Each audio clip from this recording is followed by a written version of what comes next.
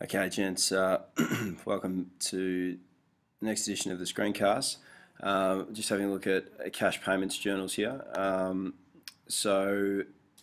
Basically, in chapter 5, we basically were able to summarize all credit transactions for the purchases journal into three entries, and for the sales journal only into 5, which was obviously really good, so that all the transactions for the month were basically put into 8 transactions.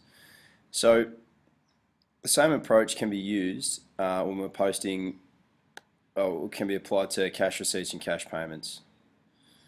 So basically the cash payments used to summarize, is used to summarize all cash paid, and the cash receipts will summarize all the cash received. So if we have a look at the list of transactions here, we'll notice that there's a plethora of different types of transactions. So we're paying wages here, we're paying electricity, we purchased some stock using cash as well, and there's also GST. So what we can do is, all these transactions have a credit entry, which is exactly the same, and that is a credit of the bank, so a decrease of the bank. The debit transactions obviously need to be accounted for in a slightly different fashion.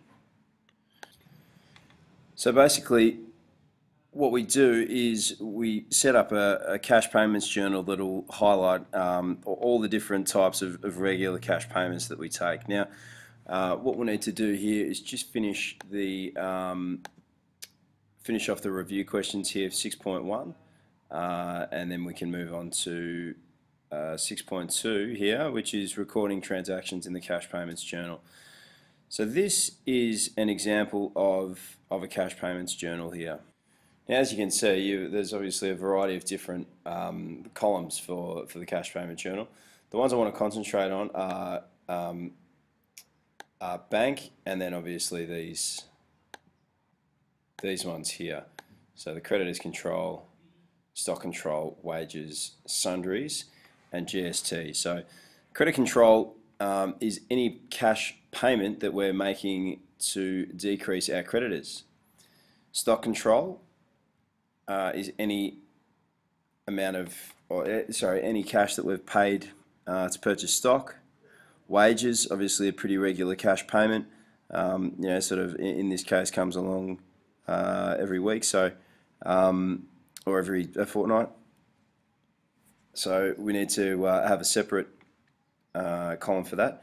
Now the sundries column, this is for anything that doesn't happen too often. So for example, here we've got an electricity bill that probably gets paid once a quarter. So we have that goes in our sundry column. The other one that we've got here that hopefully doesn't happen too often is drawings. So we've got that in our summary column as well, sundry column. So as we're going through, we can have a look at, obviously the date is the date that the transaction was recorded, and it should normally be in date order. The details, so basically the only part that needs to be specified under the double entry accounting system, obviously because the bank ledger, every transaction in the cash payments journal will affect the bank ledger account. So the only part of the double entry that must be specified for each payment is the other account, so the account that is debited. For example, the name of each individual creditor is listed when the payments are made to creditors, but then when it is posted, it's posted to the creditor's control account in the general ledger. So what we've got is a situation where every transaction affects the bank, as can be seen here. Then, so that's the credit side of the transaction. Then, depending on what type of transaction it is, if we're paying a creditor, it'll go in the creditor's control account. If we're purchasing stock, it'll go in the stock control account, and so on and so forth. GST is an interesting one as well. That obviously needs to be included for purchases. Now, please note this here, that the bank will equal, or has to equal, the total,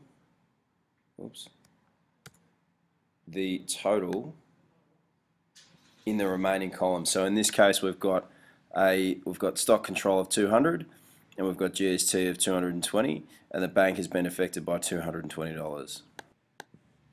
So because of this, we have a double checking mechanism.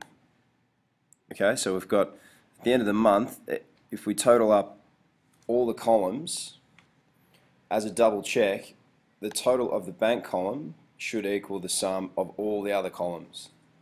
Okay, and that's highlighted here in figure 6.1.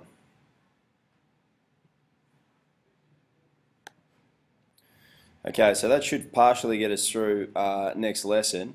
Can we knock over review questions here, 6.2 as well? Oh, there's the bell, saved by the bell.